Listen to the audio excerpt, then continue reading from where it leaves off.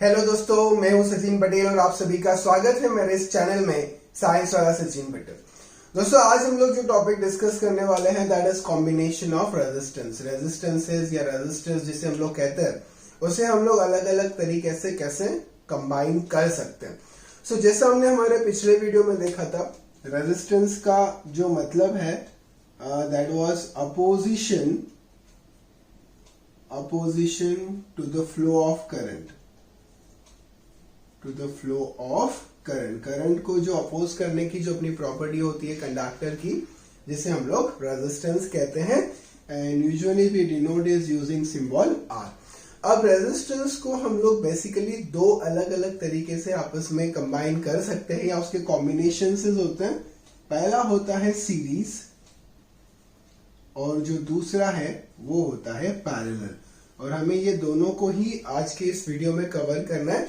हम लोग देखेंगे सीरीज में जब रेजिस्टेंसेस को लगाते हैं तो उसका टोटल क्या आता है, और वही हम लोग देखेंगे कि पैरेलल में जब उन्हें लगाते हैं तो उनका टोटल क्या आता है।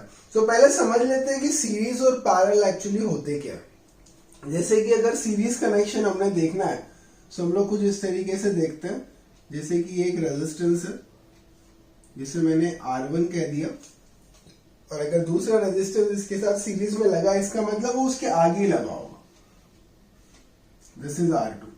एक और आ जाएगा तो उसके आगे R3 हो जाएगा, एक और आएगा तो उसके आगे R4। तो एक के बाद एक जब रेजिस्टेंसेस जोड़ दिए जाते हैं तो उसे हम लोग क्या कहते हैं, it is a series combination.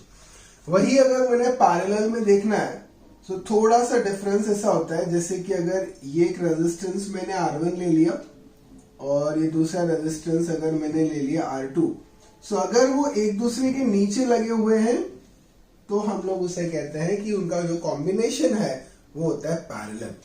तो दोस्तों, आज के इस वीडियो में हम लोग ये देखेंगे कि सीरीज में जब रेजिस्टेंस लगता है तो क्या होता है, कौन सा क्या आउटपुट मिलेगा, करंट क्या होगा, वोल्टेज क्या होगा, और उसी तरह से अगर वही कॉम्बिनेशन पैरेलल कर दिया जाए, मतलब एक के नीचे एक लगा दिए जाए, सो तब करंट क्या होगा और वोल्टेज या पोटेंशियल डिफरेंस क्या होगा। और दोनों की अपने अपने फायदे और नुकसान, ओके, दोनों के अपने अपने फायदे भी होंगे, कुछ नुकसान भी होंगे। सो इस वीडियो को आखिरी तक देखिएगा सो दैट आपके जो भी डाउट्स है related to series and parallel combination वो आसानी से वहां पे कवर हो जाएंगे। आइए दोस्तों, देखते हैं पहला combination, that is series combination. So series combination का जो कनेक्शन होता है उसमें हम लोग ये देखते हैं कि जो रेजिस्टेंसेस होते हैं या रेजिस्टर्स जो होते हैं वो एक के बाद एक लगाए होते हैं। सो यहाँ पे जो दो इंपॉर्टेंट पॉइंट्स आपने याद रखने हैं कि पहला जो पॉइंट है that point is current is constant. First point is current is constant. जब भी रेजिस्टर्स को हम लोग सीरीज में लगाते हैं, सो कितने भी रेजिस्टेंसेस आप लगाइए सीरीज में, उन सभी में मतलब एक अगर सर्किट हम लोग बना लेते हैं, सो जितना करंट पहले रेजिस्टर में या रेजिस्टेंस में दिखेगा उतना ही आखिरी में दिखता है। So you can say current is constant. And the second important point which we must reminder is voltage is variable, जिसे हम लोग कहेंगे वोल्टेज इज डिफरेंट। सो जैसे कि अगर पहला रेजिस्टेंस R1 है तो इसका जो कुछ भी वोल्टेज रहेगा वो V1 रहेगा, दूसरा जो है R2 उसका V2 रहेगा, मतलब रेजिस्टेंस टू रेजिस्टेंस यहाँ पे वोल्टेज अलग होगा। जितने भी रेजिस्टेंस आप लगाओगे उन सभी का जो टोटल वोल्टेज रहेगा ये वही रहेगा जो आपने बाहर से सप्लाई में लगाया होगा। ओके, तो जैसे अगर हम लोग एक सर्किट डायग्राम कंसीडर करते हैं कि जब हमें बोला जाता है कि आपको टोटल रेजिस्टेंस निकाल के बताना है तीन रेजिस्टर्स के लिए, तो मैंने ले लिया R1, R2 और ये R3, और सपोज इनका हमने एक सर्किट ड्रॉ कर लिया। This is what is a supply जो हम लोग वहां पे उसको दे रहे हैं, plus minus, this is you can से V, और सप्लाई देने के बाद जो करंट फ्लो हो रहा है वो है I। यहाँ पे हम लोग एक की भी लगा देते हैं, इसे हम स्विच कहेंगे। करंट मेजर करने के लिए एमीटर और वोल्टेज के लिए हम लोग वोल्ट मीटर भी लगा सकते हैं। तो जैसा अब यहाँ पे कहा गया है कि करंट इज कांस्टेंट, तो वो I से डिनोट होगा। वोल्टेज इज वेरिएबल, सो मैं क्या अज्यूम करूंगा कि ये जो टोटल वोल्टेज मैंने लगाया है ये वोल्टेज तीन रेजिस्टर्स में बढ़ जाएगा। सो इसका V1 ले लिया, इसका V2 ले लिया और इसका V3 ले लिया। सो सभी का अलग रहेगा। और जो मैं आपको बता रहा था कि जितने भी रेजिस्टर्स में जो भी वोल्टेज ड्रॉप्स होंगे, जैसे V1 है, V2 है, V3 है, ये कंबाइनली उतना ही होगा जितना मैंने सप्लाई दिया है। ऐसा कभी नहीं होगा कि यहाँ से आपने कुछ कम दिया और यहाँ पे ज्यादा देखने को मिलता है। सो अब हम लोग डिराइव करने वाले उस फॉर्मूले को जो हम लोग यूज करते हैं जब रेजिस्टर सीरीज में लगाए होते हैं। सो क्या अज्यूम कर लिया हमने अज्यूम कर लिया कि let R1, R2 and R3 are the three resistances which are connected in series. Okay, potential difference V लगा दिया मैंने। The current which is flowing which will flow through this circuit is I, जो कि constant रहेगा, और V1, V2, V3 ये जो है ये तीनों पोटेंशियल डिफरेंस या वोल्टेजेस है जो मुझे R1, R2 और R3 के लिए देखने को मिलते हैं वहां पे। सो करना क्या रहेगा, ठीक है, जैसे हम सभी को पता है बाय ओहम्स लॉ हम क्या लिखते हैं, V is equals to I into R. Okay, this is what we have studied in our previous video. By Ohm's law, V is I into R. अब हम लोग बात कर रहे हैं सीरीज की, सो मैंने यहाँ पे RS ले लेना है, ठीक है, दिस इज इक्वेशन नंबर 1। अब मैंने इंडिविजुअली हर एक रेजिस्टेंस को ओम्स लॉ लगाना है। सो क्या हो जाएगा, so we can write apply Ohm's law across each resistor। हर एक रेजिस्टर को मैंने ओम्स लॉ लगाना है। सो पहला है वो हो जाएगा V1 is equals to I into R1, V2 is I into R2 and V3 is I into R3। तीनों को लगा दिया कंबाइनली, इक्वेशन 2 कह देते हैं हम लोग। ओके, सी पहले हम लोगों ने जनरली लगाया था V is equals to I into RS, this was the general for the combined circuit. यहाँ पे हम लोगों ने इंडिविजुअली लगाया है V1, V2 और V3। नाउ जैसे हमने कहा था वोल्टेज इज वेरिएबल, सो हम लोग क्या कहते हैं कि जो भी वोल्टेज ड्रॉप होते हैं it is equal to what, the total voltage. So I can write V is nothing but V1 plus V2 plus V3। So V की वैल्यू मैंने पुट कर दी I इंटू RS, यहाँ पे आ गया V1 into R1, sorry I into R1, next it is I into R2 and this is I into R3। यहां से I common ले लेंगे, सो R1 plus R2 plus R3 आ जाएगा, और यहाँ पे I into RS, I cut हो गया, सो मुझे RS मिल जाएगा R1 plus R2 plus R3। So this is what is the formula which we are going to use अगर रेजिस्टर्स या रेजिस्टेंसेस को सीरीज में लगाते हैं। सिंपली क्या करना है, जितने भी सीरीज में लगे होंगे उन सभी की आपको टोटल कर देनी है, और जो भी नंबर आएगा वो आपका टोटल रेजिस्टेंस वहां पे रहता है। सो यहाँ पे एक चीज जो सबसे इंपॉर्टेंटली आप याद रखोगे वो ये रहती है कि टोटल रेजिस्टेंस और यू कैन से टोटल R इज मैक्सिमम। जो भी आपका वैल्यू आता है रेजिस्टेंस का वो हमेशा मैक्सिमम होता है। सो सीरीज कनेक्शन को हम लोग यूज करते हैं जब हमें रेजिस्टेंस की जरूरत ज्यादा होती है। When we want to increase the resistance in the circuit we go with series connection, because जो भी टोटल रेजिस्टेंस आपको मिलने वाला है वो आपको टोटल करके मिलेगा सबका। एग्जाम्पल अगर हम लोग लेते हैं कि जैसे कि हमारे पास 2 रेजिस्टेंस या 3 हमने यहाँ पे लिए, सो सपोज मैंने R1 ले लिया 4 ओहम, R2 मैंने ले लिया 10 ओहम और R3 मैंने ले लिया सपोज लेट्स से 7 ओहम, कुछ भी वैल्यू हम लोग ले सकते हैं। सो अगर मुझे टोटल निकालना है या टोटल बताना है, सो टोटल वैल्यू क्या हो जाएगी, total will be RS 4 plus 10 plus 7, so it will be 21 ohms। Simply go on adding। सो यहाँ पे रेजिस्टेंस मैक्सिमम मतलब आपने जो कॉम्बिनेशन यूज किया उसमें जो मैक्सिमम वैल्यू थी उससे भी ज्यादा आपका टोटल आया है। जैसे यहाँ पे मैक्सिमम वैल्यू वाज 10, ओके, सो आपका टोटल क्या आया 21।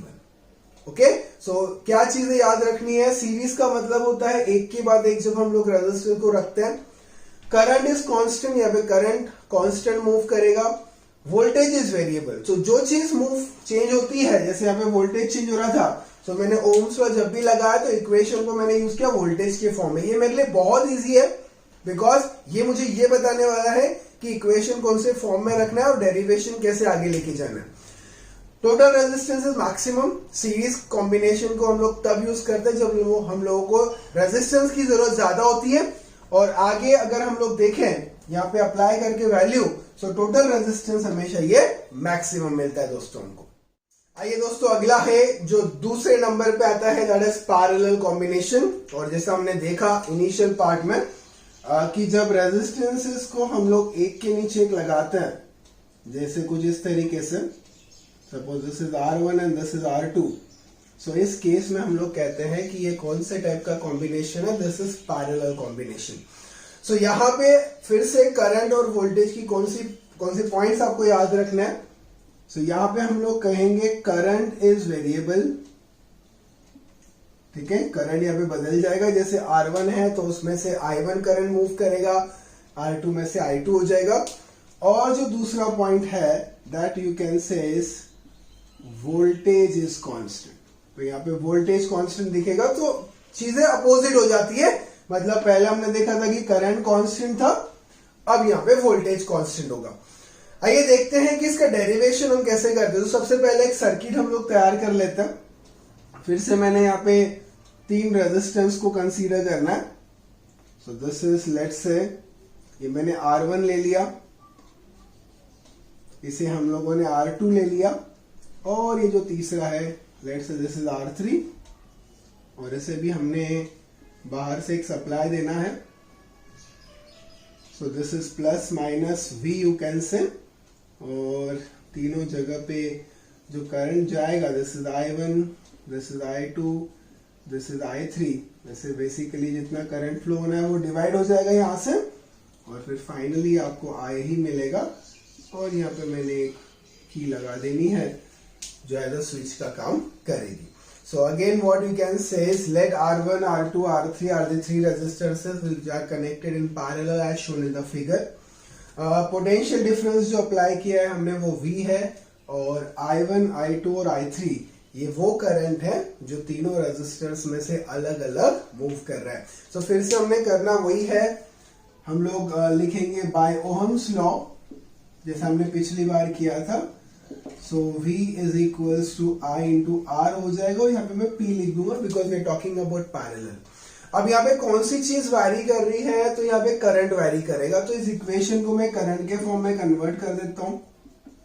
सो I हो जाएगा V upon RP, this will be my equation number 1। बहुत ही सिंपल है और बहुत ही आसान है। जो चीज बदलती है ओम्स लॉ को उस फॉर्म में ले जाना है। इसके पहले वोल्टेज चेंज हो रहा था तो मैंने इक्वेशन को वोल्टेज के फॉर्म में रख दिया था, यहाँ पे करंट बदल रहा है तो करंट के फॉर्म में कर देंगे। अब फिर से वही step, you can say apply Ohm's law across each resistors. So R1 को अगर मैं लगाता हूं तो मुझे मिल जाएगा I1 is V upon R1, I2 is V upon R2 and I3 is V upon R3। तो जैसा पीछे किया था वैसे ही आपको करना है, और कंबाइनली ये हो जाता है मेरा इक्वेशन नंबर 2। अब यहां पे क्या है कि जो करंट I है वो आगे जाके स्प्लिट हो रहा है, मतलब जो ये तीनों करंट की टोटल आएगी वही I रहेगा। तो हम लोगों को लिखना क्या है यहाँ पे, I is what, I1 plus I2 plus I3। So it is V upon RP, it is V upon R1, it is V upon R2, और ये हो गया V अपॉन R3। तो यहां से V कॉमन आ जाएगा, और वो V इस V के साथ कैंसिल आउट हो जाएगा। सो यहां पे हमें मिलता है 1 upon RP is equals to 1 upon R1 plus 1 upon R2 plus 1 upon R3। So यहाँ पे ये फॉर्मूला मुझे मिलता है इसके लिए, अगर मुझे टोटल निकालना है तो। सो आप देख सकते हो यहाँ पे हम लोग रेसिप्रोकल ले रहे हैं, ठीक है, टोटल का रेसिप्रोकल, इंडिविजुअल रेजिस्टेंस का रेसिप्रोकल। सो पीछे हम लोगों ने देखा था कि रेजिस्टेंस इज मैक्सिमम। सो यहाँ पे मैं बोल सकता हूं कि टोटल R इज मिनिमम। यहाँ पे जो मुझे टोटल रेजिस्टेंस मिलता है वो कम होता है, मतलब आपने जो भी रेजिस्टेंस लिए होंगे उसमें जो सबसे छोटा होगा उससे भी छोटा आपका टोटल आंसर आता है। मीन्स पैरेलल कॉम्बिनेशन को हम यूज करते हैं रेजिस्टेंस को कम करने के लिए। जब मुझे सर्किट में रेजिस्टेंस कम चाहिए तब मैं पैरेलल कॉम्बिनेशन को यूज करता हूं। तो जैसे एग्जांपल हमने देखा था, यहाँ पे भी देख लेते हैं। Let's say R1 is 2 ohm, R2 भी 2 लेता हूं मैं, R3 भी 2 ही ले लेता हूं, मतलब तीनों सेम ले लेते हैं हम लोग. सो व्हाट यू कैन से is 1 upon RP is 1/2, 1/2 and 1/2. This will become 3/2. 1 upon RP. So RP will be what? 2/3. यहाँ पे आपको याद रखना है, न्यूमेरिकल्स भी हमको आपको बताएंगे, बट जब हम लोग पैरेलल सॉल्व कर रहे होते हैं ना, बच्चे रेसिप्रोकल लेना भूल जाते हैं. जैसे अगर मैंने यहाँ पे 1 अपॉन RP था, यहाँ पे 1 अपॉन RP, अब उसको RP कर दिया है, सो यहाँ पे 3/2 का 2/3 हो जाएगा. सो आपको आंसर क्या मिल जाएगा? 0.66 ओहम्स. आप चेक कर सकते हो कि आपने जो इंडिविजुअल रेजिस्टेंस लिए थे वो 2 ओहम्स थे, जबकि मेरा कॉम्बिनेशन का आउटपुट कितना आ गया? 0.6 आ गया. So series is to increase the resistance and parallel is to decrease the resistance.